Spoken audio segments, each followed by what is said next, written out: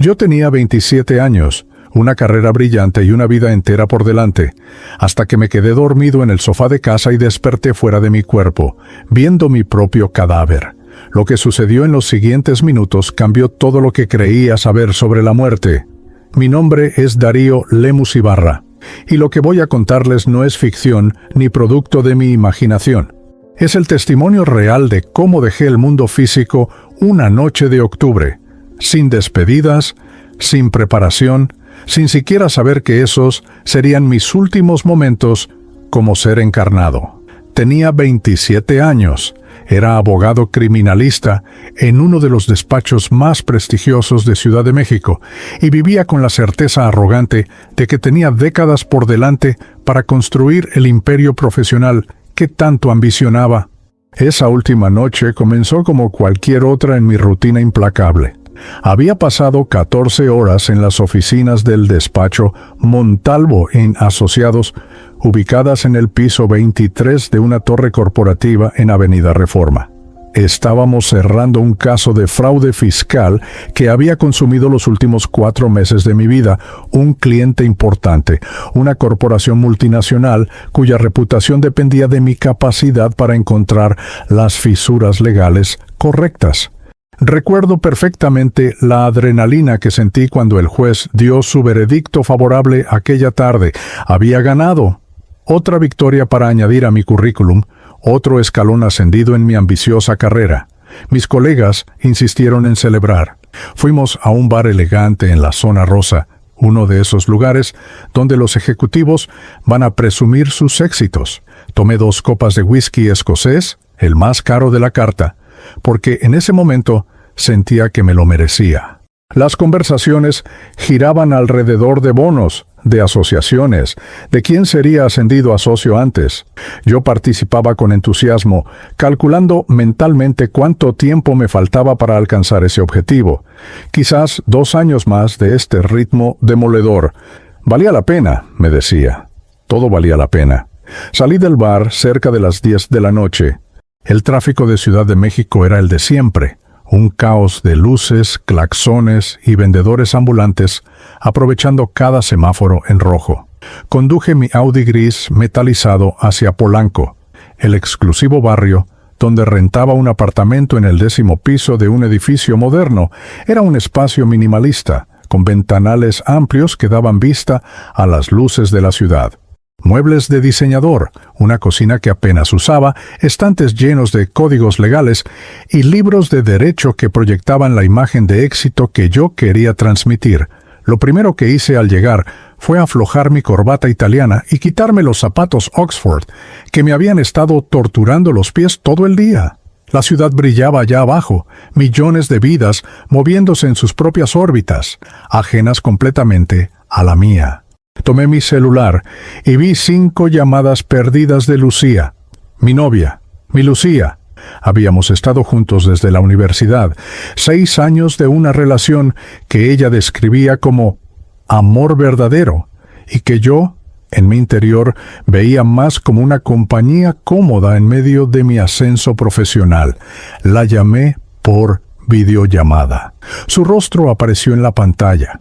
Esos ojos café oscuro que siempre parecían ver más allá de mis máscaras profesionales. Estaba en Puebla, visitando a su familia como hacía cada mes. Su madre había estado enferma y Lucía había viajado para cuidarla el fin de semana. Me reprochó suavemente por no haber contestado antes, por estar siempre tan ocupado, tan ausente incluso cuando estábamos juntos. Le conté del caso ganado, esperando que se emocionara, pero solo vi preocupación en su mirada. «¿Te ves agotado, Darío?», me dijo con esa voz que mezclaba amor y frustración. «No puedes seguir a este ritmo. Necesitas descansar de verdad. Necesitas pensar si todo esto realmente vale la pena». Le resté importancia con una sonrisa forzada. Le dije que estaba bien, que solo necesitaba dormir un poco, que cuando regresara el lunes podríamos salir a cenar, ir al cine, hacer todas esas cosas de pareja que constantemente posponía por el trabajo.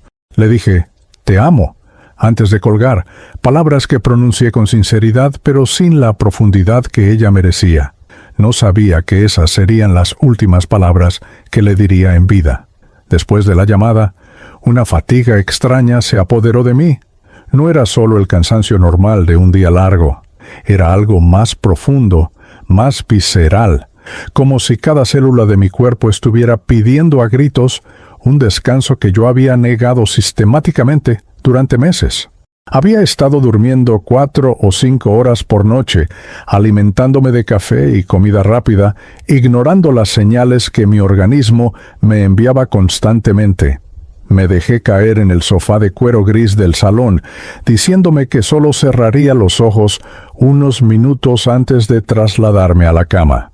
La televisión quedó encendida, transmitiendo algún programa nocturno que no presté atención. El control remoto quedó en mi mano derecha. Recuerdo haber sentido una presión extraña en el pecho, un hormigueo que bajaba por mi brazo izquierdo. Por un segundo, una voz interna me alertó que algo no estaba bien, pero la silencié con el mismo desprecio con que había silenciado todas las advertencias de mi cuerpo durante años. «Es solo estrés», me dije. «Mañana estaré mejor». Cerré los ojos. La presión en el pecho aumentó levemente, pero ya estaba cayendo en ese espacio nebuloso entre la vigilia y el sueño. Los sonidos de la ciudad se volvieron lejanos. Mi respiración se hizo más lenta, más superficial. Y entonces, sin drama, sin dolor agudo, sin la escena cinematográfica que uno imagina para la muerte, simplemente dejé de estar en mi cuerpo. No hubo un túnel de luz, no hubo ángeles cantando ni música celestial. Hubo un silencio profundo, absoluto, seguido de una sensación de ligereza que jamás había experimentado.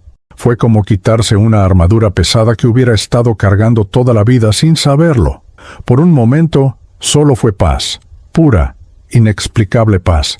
No sé cuánto tiempo permanecí en ese estado.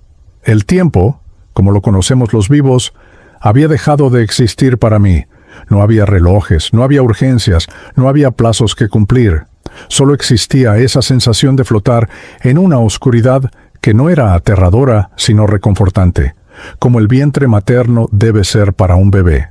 Pero entonces, gradualmente, comencé a recuperar la conciencia. No la conciencia física, sino algo más profundo. Mi identidad, mis recuerdos, la noción de que yo era Darío Lemus Ibarra, que tenía una vida, una novia, un trabajo. Y con esa conciencia llegó la confusión. Abrí los ojos, si es que puedo llamarlo así, porque ya no tenía párpados físicos que abrir. Y lo que vi me sumergió en un terror que ni en mis peores pesadillas había experimentado. Estaba flotando. Literalmente flotando cerca del techo de mi sala, mirando hacia abajo. Y allí, en el sofá de cuero gris, estaba mi cuerpo. Yo estaba viendo mi propio cuerpo desde arriba, inmóvil, con la cabeza ligeramente inclinada hacia un lado, la boca entreabierta, el control remoto aún en la mano, y una inmovilidad absoluta que no dejaba lugar a dudas. Estaba muerto. Yo, Darío Lemus Ibarra, exitoso abogado de 27 años, con planes y ambiciones, y una vida entera por construir, estaba muerto en mi sofá, y mi conciencia continuaba existiendo, observándolo todo desde una perspectiva imposible. El pánico que sentí en ese momento no tiene comparación con nada que haya experimentado en vida. Intenté gritar, pero no tenía cuerdas vocales. Intenté moverme hacia mi cuerpo y descubrí que mi voluntad me desplazaba de formas extrañas, flotando, atravesando el espacio sin caminar. Me acerqué a mi cuerpo. Intenté tocarlo. Intenté entrar nuevamente en él, sacudirlo, despertarlo. Mis manos, o lo que parecían ser mis manos, atravesaban la materia física como si fuera humo. No, pensaba frenéticamente. Esto no puede estar pasando. Es una pesadilla. Es un sueño lúcido. Voy a despertar. Pero no desperté. Los minutos pasaron, medidos solo por el reloj digital del microondas, que podía ver desde donde flotaba. Las luces de la ciudad seguían brillando afuera. La televisión seguía encendida, ajena a la tragedia que se desarrollaba en esa sala.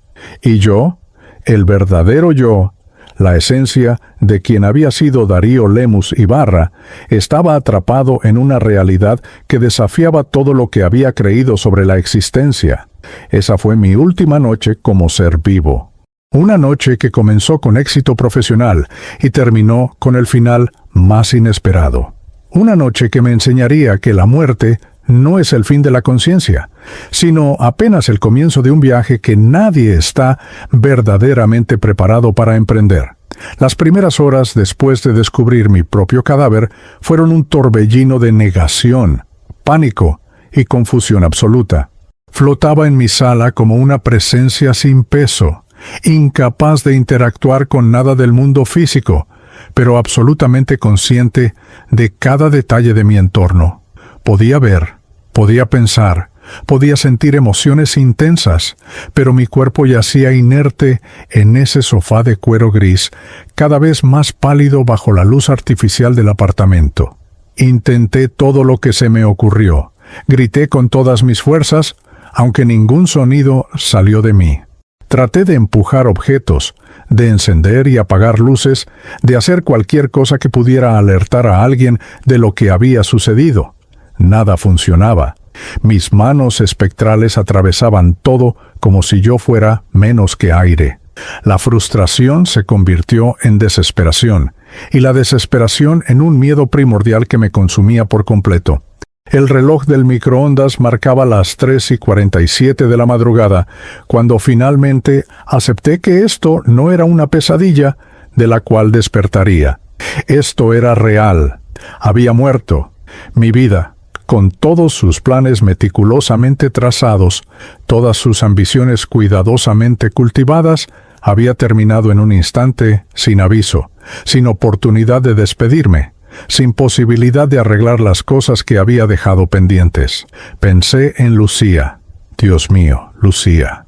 Ella estaría durmiendo en casa de sus padres, en Puebla, ajena completamente a que el hombre con quien planeaba construir un futuro ya no existía en el plano físico.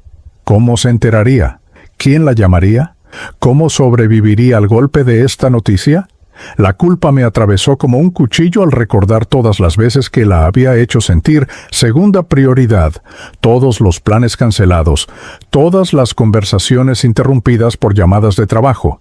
Las horas se arrastraron en una agonía de impotencia. Yo permanecía allí, flotando cerca del techo, observando mi cuerpo con una mezcla de fascinación morbosa y horror. Podía ver cómo la rigidez comenzaba a instalarse en mis músculos, cómo mi piel adquiría una tonalidad cerosa. Era perturbador observar el cascarón que había habitado durante 27 años desde esta perspectiva externa, darme cuenta de cuán frágil y temporal era la materia que tanto había cuidado con ejercicio, buena alimentación y trajes caros. El amanecer llegó con su luz rosada filtrándose por los ventanales. La ciudad comenzaba a despertar allá abajo. Miles de personas iniciando sus rutinas, tomando café, preparándose para otro día de existencia, completamente inconscientes de que uno menos caminaba entre ellos. Yo las observaba con una mezcla de envidia y desconexión. Pertenecía a otro reino ahora, aunque todavía no entendía cuál ni por qué. A las 7 de la mañana escuché el sonido de una llave en la cerradura. Doña Remedios, la señora que venía a limpiar mi apartamento 3 veces por semana, entraba como cada miércoles. Era una mujer robusta de unos 60 años, originaria de Oaxaca, que siempre me saludaba con una sonrisa maternal que yo apenas correspondía en mis prisas matutinas. Había trabajado para mí durante 2 años, y avergüenza admitirlo ahora, pero nunca me había tomado el tiempo de conocerla realmente, de preguntarle sobre su vida más allá de las instrucciones de limpieza. La vi entrar con su cubeta de implementos, tarareando una canción mientras se dirigía hacia la cocina. Yo intenté gritar, intenté advertirle, pero obviamente no podía hacer nada. Ella comenzó su rutina normal, limpiando la cocina primero, como siempre hacía. El momento en que descubriría mi cuerpo era inevitable, y yo lo anticipaba con una ansiedad paralizante. Pasaron 20 minutos antes de que ella entrara a la sala. Recuerdo exactamente el momento en que sus ojos se posaron en mi cuerpo en el sofá. Primero hubo confusión. Pensó probablemente que solo estaba durmiendo profundamente. Se acercó, todavía sin alarma, probablemente planeando despertarme para preguntarme si necesitaba algo. Pero cuando estuvo más cerca, cuando realmente me vio, la expresión en su rostro cambió radicalmente. ¡Ay, Dios mío! ¡Señor Lemus! ¡Señor Lemus!, gritó, dejando caer el plumero que llevaba en la mano. Se acercó y me tocó el brazo. La vi palidecer al sentir la frialdad de mi piel. No, Virgen Santa, auxilio.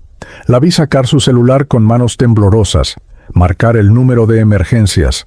Su voz quebrada explicando la situación al operador, sus lágrimas cayendo mientras me miraba con una compasión genuina que me conmovió profundamente. Esta mujer, a quien yo había tratado con educada indiferencia durante 2 años, lloraba por mí con más emoción sincera de la que muchos de mis colegas mostrarían. Los paramédicos llegaron 25 minutos después. Los vi entrar con su equipo, evaluar rápidamente la situación, confirmar lo que ya era obvio. Uno de ellos, un hombre joven con expresión profesional pero compasiva, murmuró que probablemente había sido un aneurisma o un infarto masivo. Muerte instantánea, dijo, sin sufrimiento. Qué irónicos, pensé, que mi cuerpo no había sufrido, pero mi espíritu ahora estaba atrapado en un tormento de observación impotente.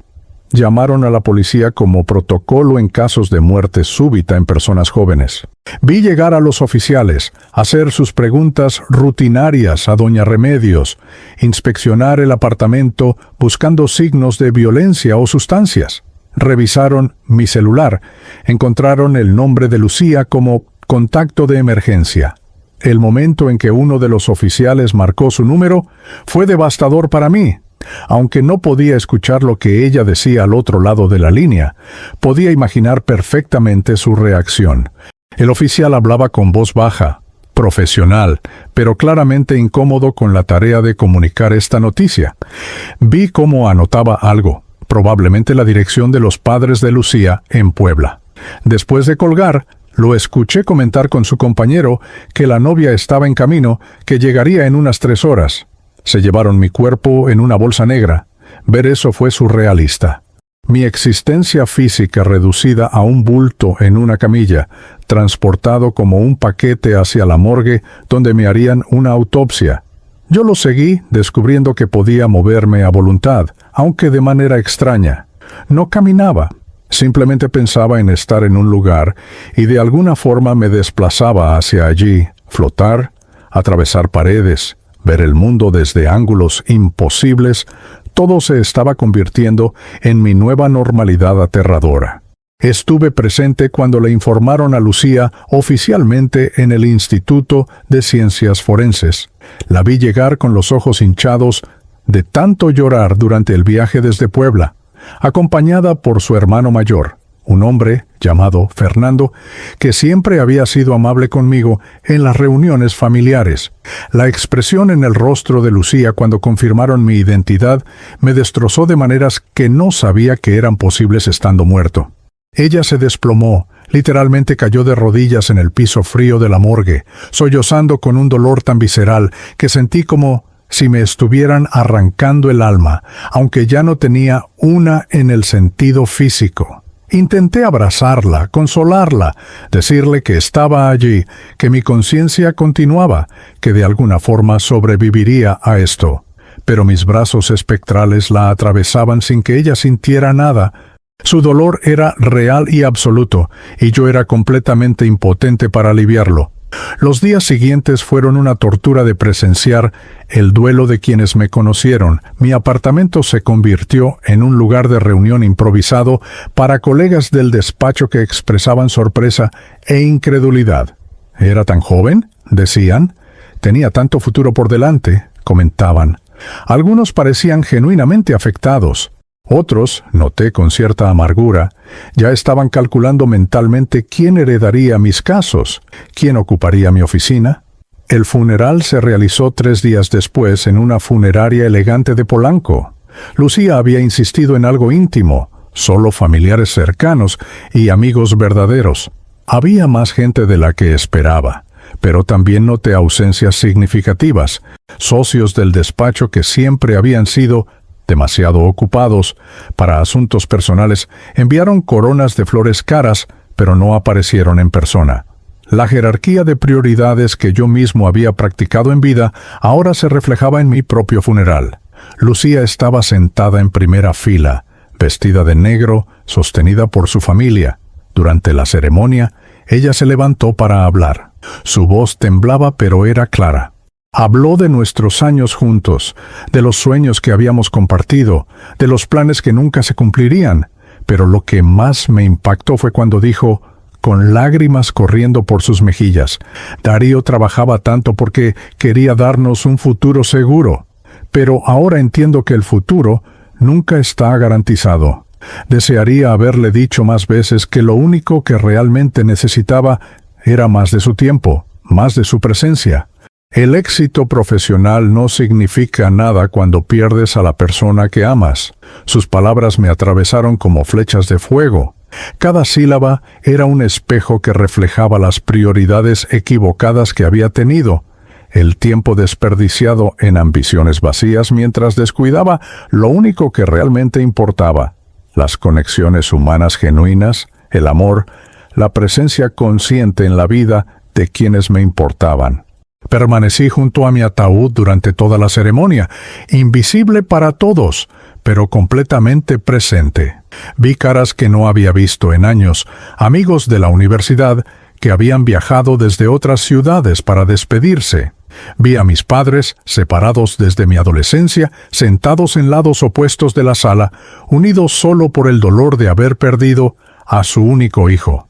La expresión de mi madre era de devastación absoluta. Ningún padre debería enterrar a su hijo, escuché susurrar a alguien, y la verdad de esa afirmación me golpeó con fuerza renovada. Después del funeral, cuando todos se fueron y la funeraria quedó vacía, excepto por el personal que preparaba mi ataúd para el traslado al crematorio, al día siguiente, yo permanecí allí en la penumbra.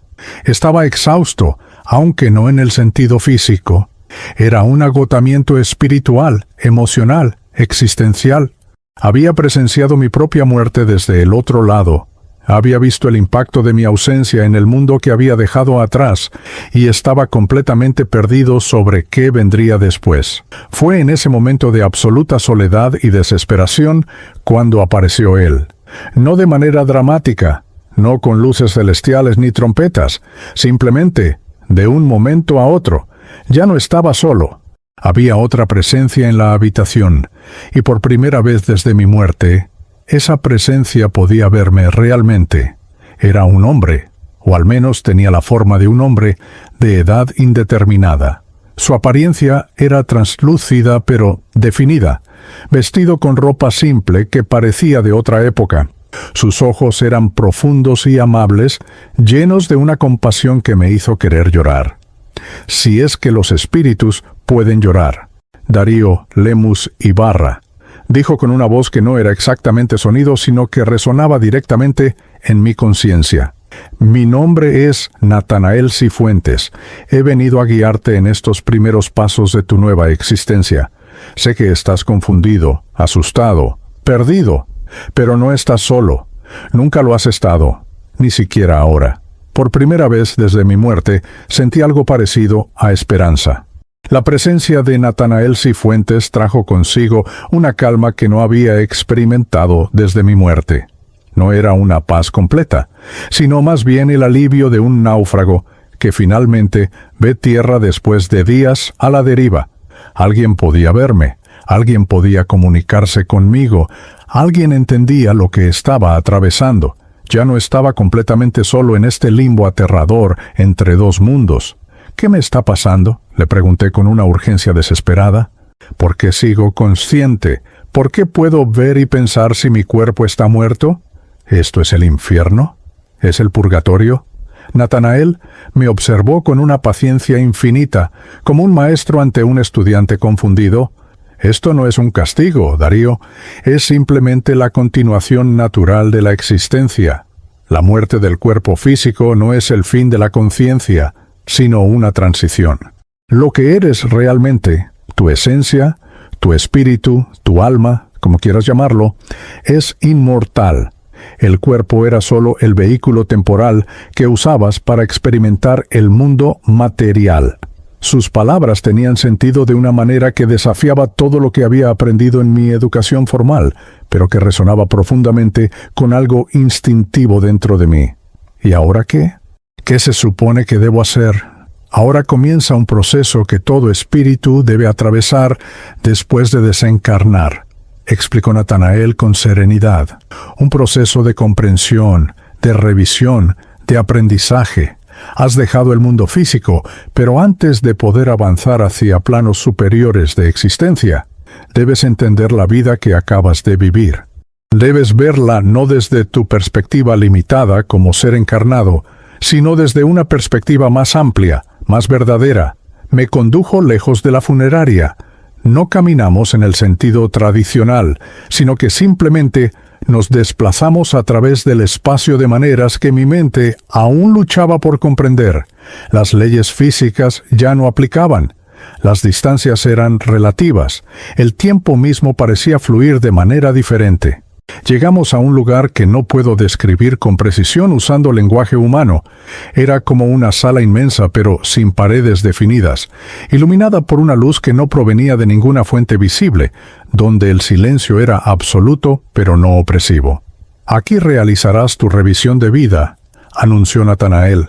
Verás tu existencia completa desde el nacimiento hasta la muerte, pero no solo desde tu punto de vista. Experimentarás cada momento también desde la perspectiva de todos aquellos a quienes impactaste, para bien o para mal. Sentirás lo que ellos sintieron por tus acciones, palabras y hasta pensamientos. Este es el verdadero juicio. Darío, no hay un juez externo condenándote o absolviéndote. Tú serás tu propio juez. El terror que sentí ante esa revelación fue indescriptible. Toda mi vida expuesta, cada secreto revelado, cada acción cuestionable examinada, no solo desde mi justificación personal, sino desde el impacto real que tuvo en otros. No habría lugar para las racionalizaciones, las excusas, las medias verdades con las que todos nos engañamos en vida. Y entonces comenzó. Como una película proyectada directamente en mi conciencia, mi vida empezó a reproducirse ante mí. Vi mi nacimiento, mi infancia, momentos que había olvidado completamente. Vi a mis padres jóvenes, llenos de esperanza y amor, antes de que las dificultades de la vida y sus propios conflictos los separaran. Sentí su amor incondicional hacia mí, un amor que como adulto había dado por sentado y raramente correspondido con la misma intensidad. La revisión avanzó cronológicamente. Vi mi paso por la escuela, la universidad, los primeros años de mi carrera. Había momentos luminosos, ocasiones en que había actuado con bondad genuina. Recordé cuando había defendido pro bono a una familia de inmigrantes guatemaltecos que enfrentaban deportación. Había trabajado incansablemente en ese caso. No por dinero o reconocimiento, sino porque realmente creía en la justicia de su causa. Cuando gané el caso y vi las lágrimas de gratitud en los ojos de esa madre que podría permanecer con sus hijos, había sentido una satisfacción profunda que ninguna victoria corporativa posterior había igualado. Pero junto a esos momentos de luz había sombras considerables. Vi el caso Fernández, un juicio de 3 años atrás, donde representé a un empresario acusado de fraude. Yo sabía, en mi interior, lo sabía con certeza, que mi cliente era culpable. Había visto las pruebas, había escuchado testimonios convincentes, pero en lugar de retirarme del caso o aconsejarle que se declarara culpable, había usado cada truco legal en mi arsenal para desacreditar testigos, para crear dudas razonables, para manipular tecnicismos procesales. Gané el caso. Mi cliente quedó libre. Y las víctimas de su fraude, más de 30 familias que habían perdido sus ahorros de toda una vida, quedaron sin justicia. Pero lo peor no fue recordar mis acciones. Lo peor fue experimentar el dolor que causé desde la perspectiva de esas familias. Sentí la desesperación de un hombre llamado Roberto Salazar, que había invertido el dinero para la educación universitaria de su hija en el esquema fraudulento de mi cliente. Experimenté su humillación cuando lo interrogué agresivamente en el estrado, cuestionando su inteligencia, insinuando que su propia codicia era responsable de su pérdida. Sentí como mis palabras lo destrozaron, cómo regresó a casa esa noche sintiéndose menos que humano, cómo tuvo que decirle a su hija de 17 años que ya no podría pagar su universidad. Las lágrimas, si es que los espíritus pueden llorar, corrían por mi rostro. El peso de esa comprensión era aplastante. Había arruinado vidas reales por vanidad profesional, por dinero, por la adicción a ganar casos sin importar el costo moral. La revisión continuó implacablemente. Vi mi relación con Lucía desde su perspectiva. Experimenté todas las veces que la había hecho sentir insignificante, todas las ocasiones en que había elegido el trabajo sobre ella, todas las promesas rotas. Vi una noche específica, 2 años atrás, cuando ella había preparado una cena especial para celebrar nuestro aniversario. Había cocinado durante horas, se había arreglado hermosamente, había puesto velas y música. Yo llegué 3 horas tarde porque había surgido una emergencia en el despacho que honestamente podría haber esperado hasta el día siguiente. Llegué distraído, revisando mi teléfono durante la cena, apenas probando la comida. Ahora experimentaba su dolor, su desilusión, la lenta erosión de su esperanza de que algún día yo la priorizaría realmente. Pero había algo más en esa revisión. Vi un encuentro que había bloqueado deliberadamente de mi memoria consciente. Hacía 1 año, durante un congreso legal en Guadalajara, había tenido una aventura de una noche con una colega de otro despacho. No fue algo premeditado, pero tampoco fue un accidente inevitable. Hubo múltiples momentos donde pude detenerme, donde pude pensar en Lucía, donde pude elegir diferente. No lo hice. Y aunque Lucía nunca lo supo, aunque técnicamente salí impune, ahora experimentaba la traición como si ella la hubiera descubierto. Sentía el dolor que le hubiera causado, la destrucción de su confianza, la manera en que esa traición hubiera demolido su autoestima. El daño existe independientemente de si es descubierto, dijo Natanael suavemente. Las acciones tienen consecuencias en el plano espiritual que trascienden el conocimiento físico. Cada elección que hiciste creó ondas en el universo moral, y ahora debes confrontar su verdadera naturaleza. La revisión se tornó más dolorosa. Vi mi arrogancia, mi desprecio apenas disimulado hacia personas que consideraba inferiores. Doña Remedios, quien había llorado sinceramente en mi funeral, había sido tratada por mí con una cortesía fría y distante durante 2 años. Nunca le pregunté sobre su familia, sus sueños, sus luchas. Para mí era simplemente la señora de la limpieza, en un servicio más que pagaba mensualmente. Ahora experimentaba su humanidad completa. Veía cómo regresaba cada noche a su pequeño hogar en Iztapalapa, cómo trabajaba en 3 casas diferentes para enviar dinero a sus nietos, cuya madre había muerto de cáncer. Sentía su soledad, su cansancio, su dignidad silenciosa que yo nunca había reconocido. Cuando la revisión finalmente terminó, me sentí completamente deshecho. No quedaba nada de la arrogancia del exitoso abogado que había sido. Me veía a mí mismo con una claridad despiadada. Un hombre que había perseguido símbolos externos de éxito mientras descuidaba el verdadero crecimiento espiritual, que había acumulado victorias profesionales mientras perdía su humanidad esencial, que había muerto joven pero había vivido todavía menos de lo que sus años sugerían. ¿Qué soy?, susurré a Natanael. ¿Soy una mala persona? ¿Estoy condenado? No existen personas completamente buenas o malas, respondió con compasión. Existen espíritus en diferentes etapas de evolución.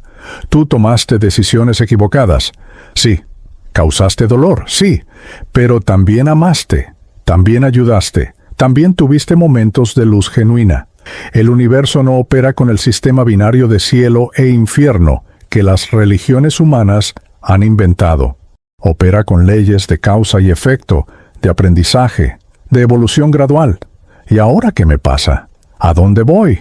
Natanael hizo un gesto y el espacio a nuestro alrededor cambió. De repente nos encontrábamos en un lugar sombrío, opresivo, donde otros espíritus vagaban en estados de confusión y sufrimiento. No había llamas literales ni demonios con tridentes, pero el tormento era real.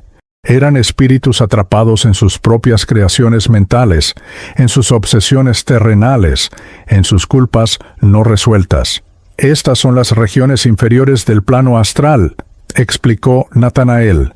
No es un lugar de castigo eterno, sino un estado temporal donde los espíritus que aún están fuertemente atados a vicios materiales, a culpas opresivas o a emociones densas, deben permanecer hasta que puedan liberarse. Algunos están aquí días, otros décadas, algunos incluso siglos en tiempo terrestre, dependiendo de cuánto tarden en comprender sus errores y estar genuinamente dispuestos a cambiar. Vi espíritus que parecían no darse cuenta de que habían muerto, repitiendo obsesivamente acciones de sus vidas. Un hombre intentaba contar dinero invisible una y otra vez. Una mujer buscaba desesperadamente algo que nunca encontraba. Otros estaban conscientes pero atrapados en ciclos de remordimiento tan intenso que creaban prisiones mentales más efectivas que cualquier celda física. ¿Tengo que quedarme aquí?, pregunté con terror renovado. Temporalmente, respondió Natanael, no como castigo, sino como proceso de purificación. Debes confrontar completamente las consecuencias de tus acciones, sentir el peso del dolor que causaste, hasta que surja en ti un arrepentimiento genuino y una determinación real de evolucionar. Solo entonces podrás ascender a planos superiores. En ese momento, una figura emergió de las sombras. Mi corazón, si es que aún tenía uno, dio un vuelco. Era mi abuelo paterno, Augusto Ibarra, quien había muerto cuando yo tenía 16 años. Pero no era el abuelo amoroso que recordaba. Su apariencia espiritual mostraba marcas de sufrimiento, de arrepentimiento, de años de expiación. Darío, mi nieto, dijo con una voz cargada de emoción. No esperaba verte aquí tan pronto, tan joven, pero quizás es la voluntad divina que nos encontremos en este lugar de aprendizaje. Abuelo, ¿qué haces aquí? Tú eras un buen hombre, un juez respetado, todos te admiraban. Una sonrisa triste cruzó su rostro espectral. La reputación pública y la realidad espiritual son cosas muy diferentes, muchacho. Yo también tuve mis secretos, mis faltas, mis abusos de poder disfrazados de rectitud legal. He estado aquí, trabajando en mi propia redención, aprendiendo lecciones que no aprendí en vida. Y ahora tú estás comenzando tu propio camino. Hablamos durante lo que pareció horas o quizás días. El tiempo no tenía significado real en ese lugar. Mi abuelo me contó sobre su propio proceso de despertar espiritual después de la muerte, sobre los errores que había cometido, usando su posición de juez para favorecer a ciertos abogados a cambio de beneficios, sobre cómo había racionalizado cada decisión corrupta con argumentos legales sofisticados, exactamente como yo había hecho con mis propios compromisos éticos. La ley humana y la ley divina son diferentes, me dijo con la sabiduría ganada a través del sufrimiento. Podemos ser impecables ante los códigos terrenales mientras violamos principios universales de amor, justicia y compasión. Ahora ambos debemos aprender esa distinción de la manera más difícil. Cuando Natanael finalmente me condujo fuera de esas regiones sombrías, sentía como si hubiera envejecido siglos. Había visto las consecuencias reales de vivir una vida sin brújula moral genuina. Había experimentado el peso del dolor causado. Había confrontado la verdad desnuda de quién había sido realmente, bajo todas las capas de éxito profesional y respetabilidad social. ¿El arrepentimiento es el primer paso hacia la redención?, dijo Natanael mientras ascendíamos hacia regiones de luz más clara, pero debe ser un arrepentimiento sincero, no simplemente el miedo al castigo. Debe nacer de la comprensión real del dolor causado y del deseo genuino de reparar, de crecer, de convertirse en algo mejor. Y en ese momento, con todo mi ser, con cada fibra de mi existencia espiritual, sentí ese arrepentimiento, no porque temiera más sufrimiento, sino porque finalmente, verdaderamente comprendía el daño que había causado y deseaba desesperadamente ser diferente, hacer mejor, evolucionar hacia la clase de ser que debí haber sido en vida. Esa comprensión, ese despertar doloroso pero necesario, me abrió las puertas hacia el siguiente nivel de mi existencia post-mortem. Después de lo que pareció una eternidad en las regiones inferiores, confrontando las sombras de mi propia existencia, Natanael me guió hacia arriba. No había escaleras ni caminos físicos, pero experimentaba una sensación clara de ascenso, como si estuviera emergiendo de aguas profundas hacia la superficie luminosa. La atmósfera opresiva de las zonas umbralosas se iba disipando gradualmente, reemplazada por una cualidad de luz que no provenía del sol ni de ninguna fuente artificial, sino que parecía emanar del ambiente mismo. Nos acercamos a una de las colonias de transición, explicó Natanael mientras nos desplazábamos. Son comunidades organizadas en el plano astral inferior, cerca de la Tierra, pero en una frecuencia vibratoria más elevada que las regiones que acabamos de dejar. Aquí, los espíritus que han completado su período inicial de purificación y arrepentimiento pueden comenzar a reorganizar sus existencias, aprender, trabajar y prepararse para futuras etapas de su evolución. A medida que nos aproximábamos, comencé a distinguir formas más definidas. Aparecieron ante mí lo que solo puedo describir como edificaciones, aunque no eran estructuras físicas en el sentido material. Eran construcciones de energía y pensamiento colectivo, pero tan reales y sólidas para mi percepción espiritual, como cualquier edificio de concreto lo había sido para mi cuerpo físico. La arquitectura era fascinante, una mezcla de estilos que reconocí como influencias coloniales mexicanas y centroamericanas, con arcos de medio punto, patios interiores y tejados de tejas rojas, pero con una luminosidad y perfección que ninguna construcción terrenal podría igualar. Esta colonia se llama Sendero del Alba, dijo Natanael con un tono de afecto en su voz. Es mi hogar desde hace ya varios de tus años terrestres. Aquí es donde trabajaré contigo durante tu periodo de adaptación y aprendizaje. No todos los espíritus vienen aquí, hay muchas otras colonias adaptadas a diferentes niveles vibratorios y necesidades evolutivas, pero esta es apropiada para tu estado actual. Entramos a lo que parecía ser el centro de una villa. Había plazas abiertas con fuentes que no manaban agua sino luz líquida, jardines con vegetación de colores más vibrantes y variados de los que existen en la tierra, y por todas partes, espíritus, cientos, quizás miles de ellos, moviéndose con propósito, conversando en grupos, algunos sentados en bancas leyendo lo que parecían ser libros, otros trabajando en lo que supuse eran tareas comunitarias. Todos tenían una apariencia más definida y menos translúcida que yo, vestidos con ropas simples pero dignas, y sus rostros mostraban paz y propósito. Esto parece una ciudad real, murmuré con asombro. ¿Lo es?, confirmó Natanael. Los espíritus que habitan aquí han creado esta realidad colectivamente a través de sus pensamientos y deseos organizados. En el plano espiritual, el pensamiento es creativo de manera mucho más directa que en el mundo material. Donde hay suficientes espíritus pensando de manera armoniosa y con intención constructiva, se materializan entornos como este.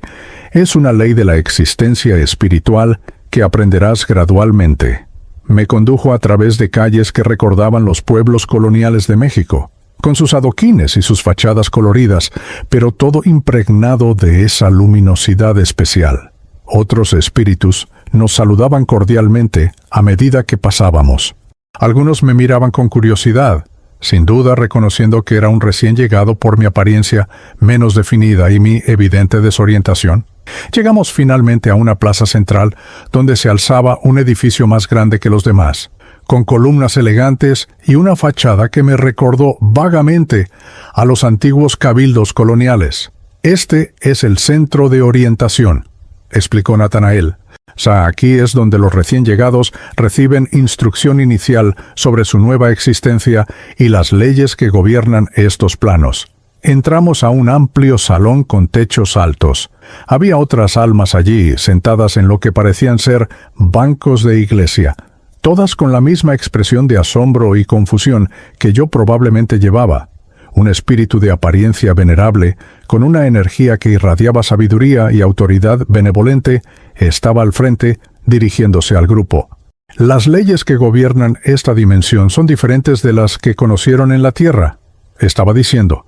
Aquí no hay engaño posible. Su apariencia espiritual refleja su verdadero estado evolutivo. No pueden esconder lo que son. Los pensamientos tienen poder creativo directo. Si piensan en ir a un lugar con suficiente intensidad y claridad, su espíritu se desplazará hacia allí. Si mantienen pensamientos oscuros o negativos de manera persistente, esos pensamientos crearán prisiones mentales tan reales como cualquier celda física. Escuché fascinado mientras el instructor, a quien Natanael más tarde me presentaría como mentor Eliseo, explicaba los principios fundamentales de la existencia post-mortem. Habló sobre las diferentes capas o planos de existencia espiritual, cada uno vibrando en una frecuencia diferente. Explicó que el progreso entre estos planos no estaba determinado por el tiempo transcurrido, sino por el crecimiento espiritual real, por la expansión de la conciencia, por el desarrollo de cualidades como la compasión, la sabiduría y el amor desinteresado. Muchos de ustedes provienen de tradiciones religiosas que les enseñaron sobre el cielo y el infierno como lugares permanentes de recompensa o castigo, continuó mentor Eliseo. Y la realidad es simultáneamente más simple y más compleja. No hay un juez externo decidiendo arbitrariamente su destino. Ustedes mismos, a través de sus acciones, pensamientos y elecciones durante la encarnación, determinaron su estado actual. Y ustedes mismos, a través de su trabajo aquí, determinarán su próximo paso evolutivo. Después de la sesión, Natanael me presentó a varios residentes de la colonia. Fue entonces cuando experimenté uno de los momentos más emotivos desde mi muerte. Entre un grupo de espíritus que trabajaban en lo que parecía ser un jardín comunitario, vi una figura que me resultó inmediatamente familiar, aunque había pasado más de una década desde la última vez que la vi. ¿Abuela Isolina?, llamé con voz temblorosa. La mujer se volvió y su rostro se iluminó con una expresión de alegría pura.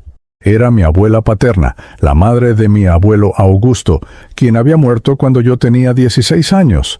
Pero aquí no era la anciana frágil que recordaba de sus últimos días.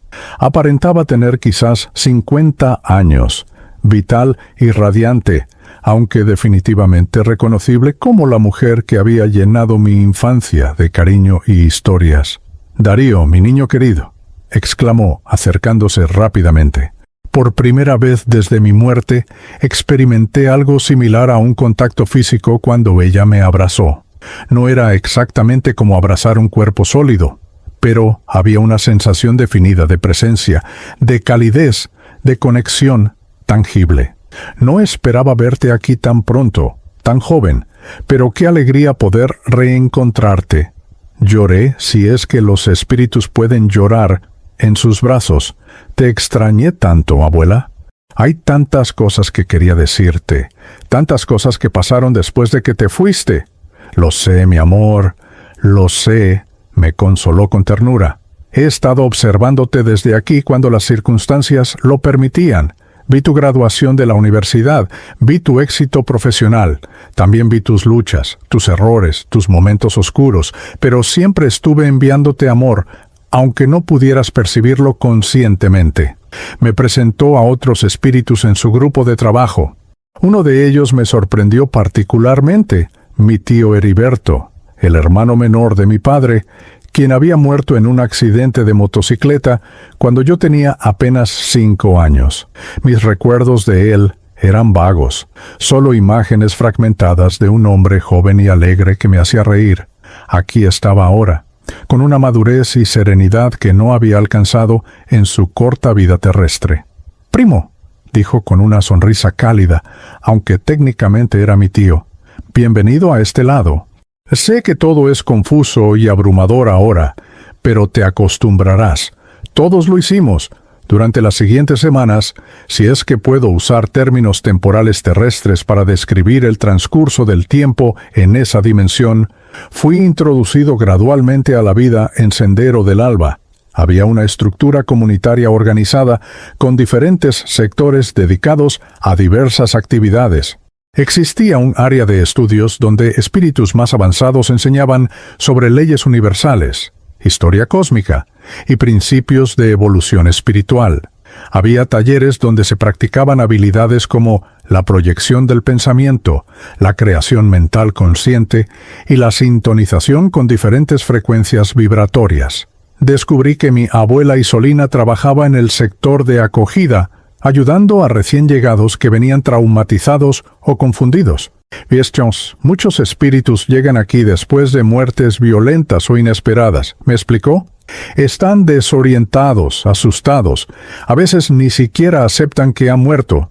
Nuestro trabajo es recibirlos con amor, ayudarlos a comprender su nueva condición, guiarlos hacia la aceptación y el comienzo de su proceso de aprendizaje. Mi tío Heriberto, por su parte, formaba parte de un grupo que llamaban auxiliadores nocturnos. Descendemos a las regiones más densas, incluso al plano terrestre cuando es necesario, para ayudar a espíritus que están atrapados en patrones destructivos o que siguen vinculados obsesivamente a lugares o personas de su vida pasada. Me contó durante una conversación. Es trabajo difícil, a veces peligroso porque podemos ser arrastrados temporalmente a vibraciones bajas, pero es necesario. Nadie debe ser abandonado en las sombras si hay posibilidad de rescate. Pero el reencuentro más significativo ocurrió una tarde, cuando mi abuela me llevó a un sector de la colonia que llamaban la Plaza de la Reconciliación. Allí, sentado en una banca de piedra luminosa, estaba mi abuelo Augusto. Desde nuestro encuentro en las regiones inferiores, él había progresado considerablemente. Su apariencia espiritual era más clara, más definida, y había en sus ojos una paz que no había visto antes. Darío me saludó levantándose. «Qué bien que hayas llegado aquí. El camino desde las sombras no es fácil, pero lo lograste más rápido de lo que yo esperaba. Abuelo, te ves diferente, mejor. El arrepentimiento genuino y el trabajo de reparación tienen ese efecto». Sonrió con una humildad que nunca había mostrado en vida. «He estado trabajando con espíritus que fueron dañados por mis decisiones corruptas cuando era juez. He pedido perdón, he tratado de enseñarles lo que aprendí sobre la verdadera justicia. Algunos me han perdonado, otros aún no, y respeto su proceso. Pero cada acto de reparación, cada lección compartida, limpia un poco más mi conciencia y eleva mi vibración. Los tres, mi abuelo, mi abuela y yo, pasamos mucho tiempo juntos después de eso. Ellos me enseñaron las complejidades de la existencia en Sendero del Alba, me introdujeron a las bibliotecas donde se almacenaba no solo conocimiento humano, sino sabiduría cósmica. Me llevaron a los auditorios donde espíritus más evolucionados, seres de planos superiores, ocasionalmente descendían para dar conferencias sobre temas que expandían mi comprensión del universo de maneras que mi mente humana nunca había imaginado. Aprendí que en estas colonias los espíritus no permanecían ociosos. Había trabajo constante, no el trabajo agotador y competitivo del mundo material, sino labores con propósito evolutivo. Algunos espíritus estudiaban intensivamente, preparándose para misiones específicas. Otros enseñaban a recién llegados.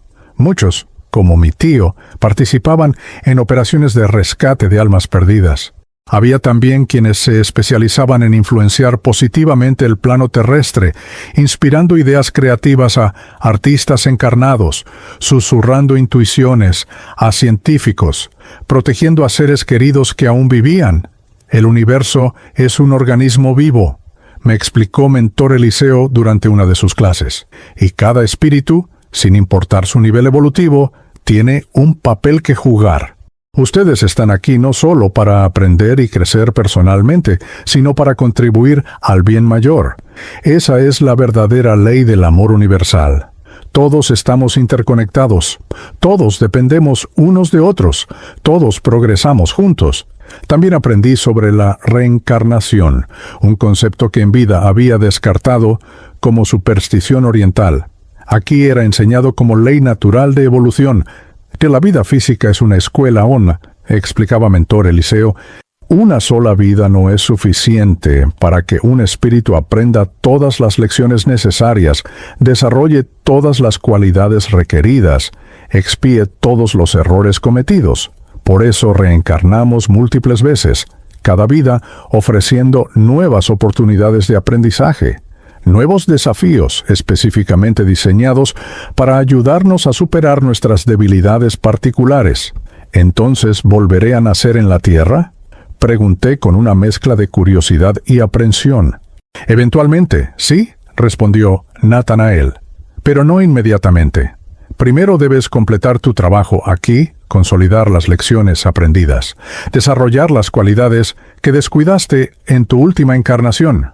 Cuando llegue el momento apropiado, cuando se presente la oportunidad correcta, una familia y circunstancias que ofrezcan exactamente los desafíos que necesitas para tu próximo nivel de crecimiento, entonces reencarnarás. Pero eso podría ser en décadas o incluso siglos de tiempo terrestre.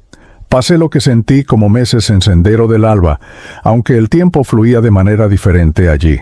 Participé en estudios sobre las leyes de causa y efecto, aprendí técnicas de proyección consciente, trabajé en el sector de acogida bajo la guía de mi abuela, ayudando a espíritus recién llegados.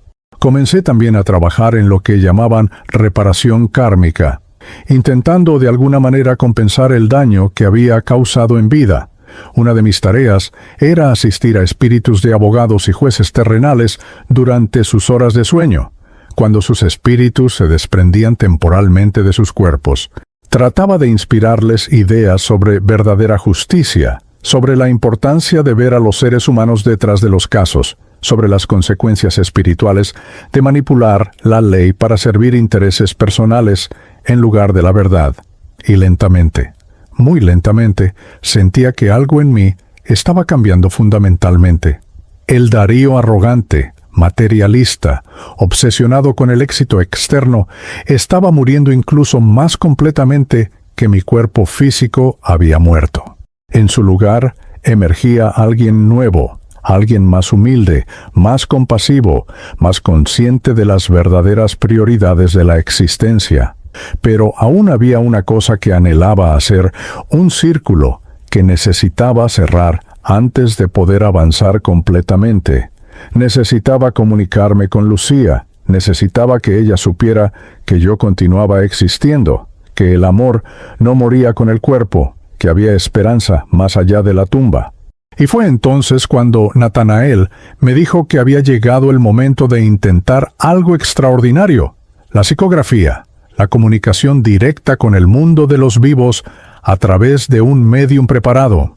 Habían transcurrido 8 meses en tiempo terrestre desde mi muerte, aunque en Sendero del Alba el tiempo fluía de manera tan diferente que esos meses se sentían simultáneamente como años y como días. Había crecido espiritualmente, había aprendido lecciones que transformaron mi comprensión de la existencia, había comenzado el largo proceso de reparación kármica, pero había algo que me inquietaba constantemente, una necesidad que no me dejaba en paz.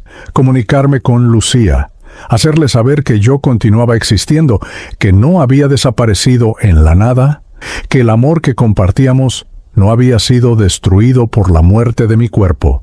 ¿Está listo?, anunció Natanael una mañana luminosa en la colonia. hemos identificado un médium apropiado en el plano terrestre, alguien cuya frecuencia vibratoria puede sincronizarse con la suya y a través de quien puede transmitir su testimonio. Pero debe entender, Darío, que este proceso no es simple. Requiere una preparación cuidadosa, una disciplina mental rigurosa, y la experiencia puede ser agotadora incluso para un espíritu. Me condujo a un sector de Sendero del Alba que no había visitado antes, un edificio circular con una cúpula translúcida que permitía el paso de esa luz especial que iluminaba todo en esta dimensión. Dentro había varios espíritus reunidos, todos con una apariencia particularmente refinada y luminosa que indicaba un nivel evolutivo superior al mío. Estos eran, me explicó Natanael, especialistas en comunicación mediúmnica. Espíritus que habían perfeccionado el arte delicado de proyectar pensamientos e ideas a través del velo que separaba las dimensiones. La médium se llama Patricia Solís, me informó uno de los instructores, un espíritu de aspecto sereno que se presentó como mentor Tobías. Vive en Cuernavaca, a unas 2 horas de donde usted vivía en Ciudad de México. Ha sido médium consciente durante 15 años, trabajando principalmente con escritura automática y psicografía. Su canal está bien desarrollado, limpio de interferencias egoicas, y ella tiene la disciplina para mantenerse receptiva durante periodos prolongados. Durante los siguientes días, en la medida que el tiempo podía medirse allí, me sometí a un entrenamiento intensivo. Aprendí técnicas de concentración mental que hacían parecer trivial cualquier meditación que hubiera intentado en vida. Practiqué la proyección de pensamientos específicos, el arte de condensar ideas complejas en formas que pudieran ser transmitidas a través de la conciencia de otra persona sin distorsionar su esencia. Era sorprendentemente difícil. Los pensamientos en el plano espiritual eran multidimensionales, llenos de matices emocionales y conceptuales que el lenguaje humano apenas podía capturar.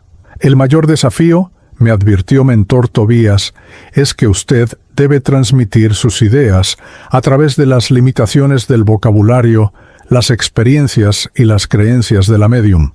Si ella no conoce una palabra o concepto, no podrá escribirlo.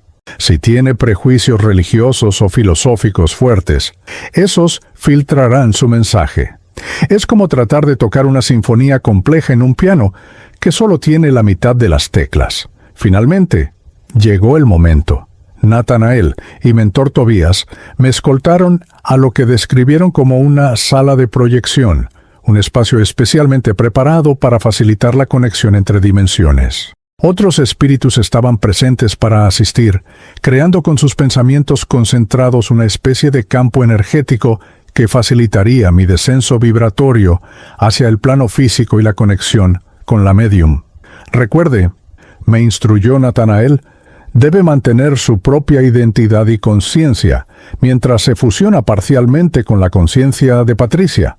No es posesión, es colaboración. Ella permanecerá consciente pero en un estado alterado, percibiendo sus pensamientos como si fueran propios y traduciéndolos a palabras escritas. Tendrá aproximadamente 2 horas de tiempo terrestre antes de que el esfuerzo sea demasiado grande para ambos. Cerré mis ojos espectrales y me concentré. Sentí cómo los espíritus asistentes comenzaban su trabajo, y gradualmente percibí un tirón, una sensación de descenso. Mi conciencia comenzó a moverse hacia abajo a través de capas de realidad, atravesando niveles vibratorios cada vez más densos. Fue como sumergirse en agua cada vez más espesa, sintiendo una resistencia creciente a cada nivel que descendía. Y entonces, de repente, percibí una presencia humana. Era diferente de la presencia de los espíritus, más compacta, más limitada, pero también más vibrante en cierto sentido. Esta era Patricia Solís. Podía sentir su mente, sus emociones, su disposición receptiva. Estaba sentada en una habitación simple, con las cortinas corridas para bloquear las distracciones exteriores. Tenía frente a ella un cuaderno de papel con líneas y una pluma. Sus manos descansaban sobre la mesa, relajadas, esperando. «Estoy aquí», pensé hacia ella. «Soy Darío Lemus Ibarra. Necesito comunicar mi testimonio». Sentí su reconocimiento inmediato. No era como hablar con palabras, era más como una fusión de conciencias, donde los pensamientos fluían directamente entre nosotros sin necesidad de lenguaje intermediario. Ella abrió su mente completamente, convirtiéndose en un canal, y yo comencé a proyectar mis pensamientos, mis memorias, mis experiencias, todo lo que había vivido desde aquella última noche en mi apartamento de Polanco. Su mano comenzó a moverse, casi sin que ella lo controlara conscientemente. Las palabras fluían hacia el papel con una velocidad sorprendente. Yo podía sentir el esfuerzo que esto requería de ella, la fatiga mental que comenzaba a acumularse, pero también su determinación de continuar, su comprensión de la importancia de este testimonio. Narré mi muerte súbita, el despertar fuera de mi cuerpo, el horror de ver mi propio cadáver. Describí el funeral, mi desesperación al no poder consolar a Lucía, la aparición de Natanael. Relaté la revisión de vida con todos sus detalles dolorosos, sin ocultar mis faltas, mis traiciones, mis errores morales. Expliqué mi descenso a las regiones inferiores, el encuentro con mi abuelo, el peso aplastante del arrepentimiento genuino.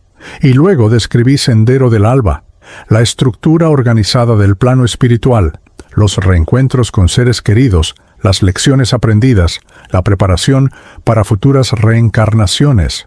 Hablé sobre las leyes universales que ahora comprendía, que la muerte es solo una transición, que la conciencia es inmortal, que el amor trasciende todas las dimensiones, que cada acción tiene consecuencias eternas, que la justicia divina no es castigo, sino educación evolutiva. Después de aproximadamente una hora, sentí que era el momento de dirigirme específicamente a Lucía. Esta era la razón principal por la cual había pedido esta oportunidad de comunicación. Concentré todos mis pensamientos en ella, en nuestros años juntos, en los recuerdos específicos que solo nosotros compartíamos. Lucía, mi amada Lucía, transmití a través de Patricia. Si este testimonio llega a tus manos, quiero que sepas que continúo existiendo. La conciencia no muere con el cuerpo. Yo soy más yo mismo ahora de lo que era cuando habitaba esa carne que conociste. He aprendido cosas que nunca imaginé. He visto realidades que desafían toda descripción humana. Recordé detalles íntimos, cosas que solo Lucía y yo sabíamos. La promesa que nos hicimos en la cima de la pirámide del Sol en Teotihuacán durante aquel viaje hace 3 años, cuando juramos construir un futuro juntos sin importar los obstáculos. El apellido secreto que yo tenía para ella, la Luciérnaga, porque decía que su presencia iluminaba mis noches más oscuras. La canción que bailamos en nuestra primera cita, Pésame mucho, en versión de Andrea Bocelli, que nos había hecho reír, porque ninguno de los dos sabía bailar bien. Incluyo estos detalles. Continué transmitiendo, no para convencerte de algo que quizás no estés lista para creer, sino para que sepas con certeza que este mensaje realmente proviene de mí, de tu Darío, y no es invención de ningún charlatán. Nadie más podría saber estas cosas. Y entonces llegó la parte más difícil, la confesión que había evitado en vida, pero que ahora debía hacer. Lucía, debo pedirte perdón por algo que nunca supiste. Hace 1 año, durante el Congreso en Guadalajara, fui infiel. Fue una noche, una colega del Congreso, algo que en ese momento racionalicé con 1000 excusas, pero que aquí, viéndolo desde la perspectiva de la verdad absoluta, veo cómo la traición que fue. Nunca lo supiste, nunca te causó dolor consciente, pero el daño existió igual en el plano espiritual. El remordimiento que sentí durante mi revisión de vida fue intenso. No te cuento esto para herirte ahora, sino porque he aprendido que solo la verdad completa puede liberar realmente. Perdóname, mi amor, fuiste siempre demasiado buena para mí. Sentí las lágrimas de Patricia mientras ella escribía estas palabras. La emoción que yo estaba proyectando la afectaba profundamente, resonaba con sus propias experiencias de pérdida y amor, pero ella mantenía su papel de canal con admirable disciplina, sin permitir que sus propias emociones distorsionaran mi mensaje. Pero quiero que sepas también, me continué, que el amor que sentí por ti era real. Era lo más real que había en mi vida superficial y materialista. Y ese amor continúa, no ha terminado con mi muerte. El amor verdadero es eterno, trasciende las dimensiones, conecta las almas a través del velo que separa lo visible de lo invisible. A veces, cuando piensas en mí con cariño, yo lo percibo aquí. Es como una luz cálida que llega hasta esta dimensión. No te pido que vivas en el pasado, no te pido que te encierres en el luto perpetuo. Al contrario, te pido que vivas plenamente, que ames nuevamente si encuentras a alguien digno de tu corazón, que construyas la vida hermosa que mereces. Transmití entonces mensajes para otras personas, para mis padres, agradeciéndoles todo lo que hicieron por mí y pidiendo perdón por haberlos descuidado en mi obsesión profesional. Para doña Remedios, reconociendo la dignidad y humanidad que nunca le había reconocido en vida.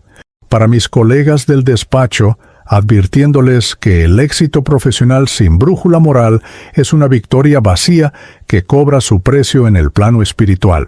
Y finalmente, dirigí mi mensaje a todos aquellos que pudieran leer este testimonio.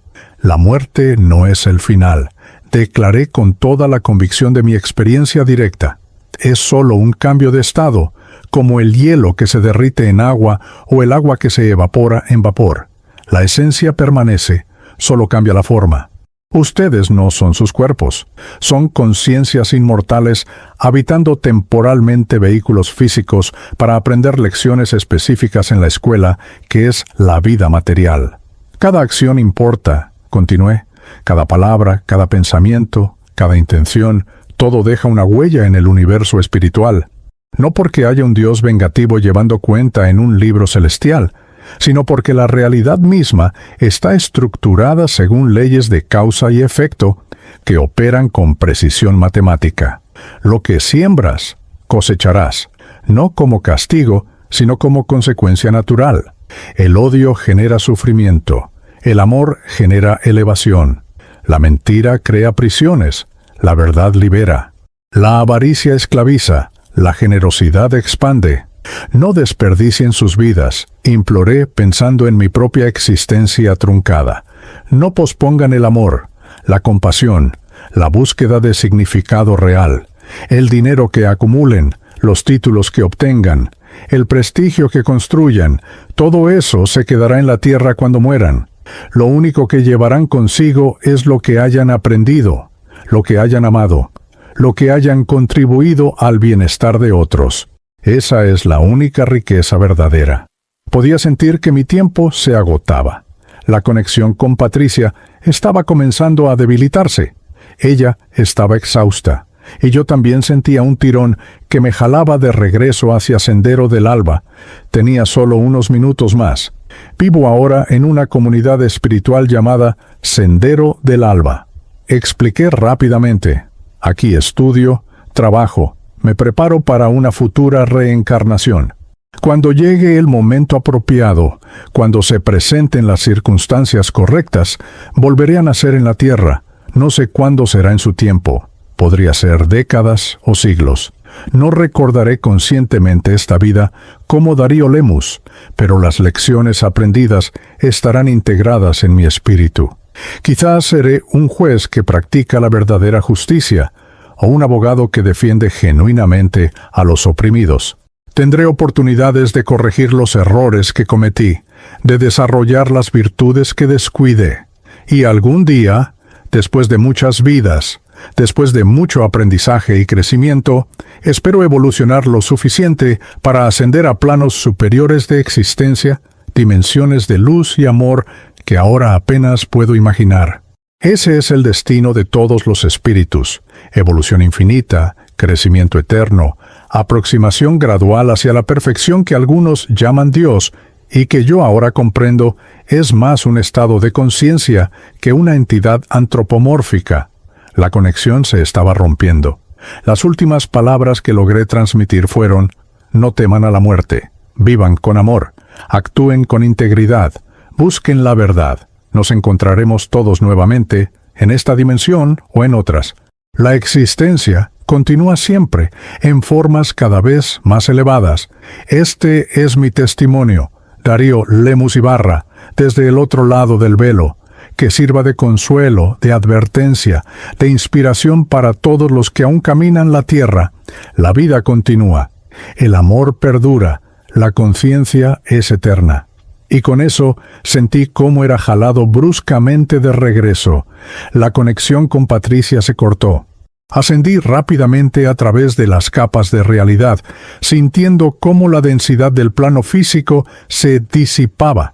En segundos, estaba de regreso en la sala de proyección en Sendero del Alba, rodeado por Natanael, Mentor Tobías y los otros espíritus asistentes. Estaba agotado de una manera que no había experimentado desde mi muerte. Pero también sentía una satisfacción profunda, una paz que provenía de haber cerrado ese círculo, de haber entregado mi testimonio, de haberle dicho a Lucía y al mundo que la muerte no es el final. Lo hizo bien, dijo Natanael con aprobación. Su mensaje fue claro, auténtico, poderoso. Patricia lo transcribirá completamente y lo publicará como ha hecho con otros testimonios. Algunos lectores lo descartarán como fantasía, otros lo considerarán fraude. Pero algunos, aquellos con corazones abiertos y mentes receptivas, reconocerán la verdad en sus palabras, y eso es suficiente. Usted ha cumplido su misión. En las semanas siguientes, mientras me recuperaba del esfuerzo de la psicografía, me dediqué con renovada determinación a mi trabajo en Sendero del Alba. Sabía que aún me esperaba un largo camino de aprendizaje y crecimiento antes de estar listo para una nueva encarnación. Había lecciones que dominar, virtudes que desarrollar, karma que equilibrar, pero ahora tenía algo que no había tenido en vida: verdadera comprensión del propósito de la existencia. Sabía que cada experiencia, cada desafío, cada sufrimiento, tenía un significado más profundo. Sabía que el universo era fundamentalmente justo y amoroso, que cada espíritu recibía exactamente las oportunidades que necesitaba para evolucionar, que nadie era castigado arbitrariamente, sino que cada dificultad era una lección disfrazada. Y sabía, con una certeza absoluta, que ninguna duda podía erosionar, que la muerte no era el fin, sino simplemente un nuevo comienzo en el viaje infinito de la conciencia hacia la perfección. Este es mi testimonio. Yo, Darío Lemus Ibarra, que morí dormido y desperté en el más allá, declaro que la vida continúa eternamente en formas cada vez más gloriosas, que el amor nunca muere, y que cada uno de ustedes es un ser inmortal experimentando, temporalmente, la existencia humana. Vivan con esa conciencia, amen con esa certeza, y cuando llegue su momento de cruzar el velo, háganlo sin miedo, sabiendo que solo están regresando a casa.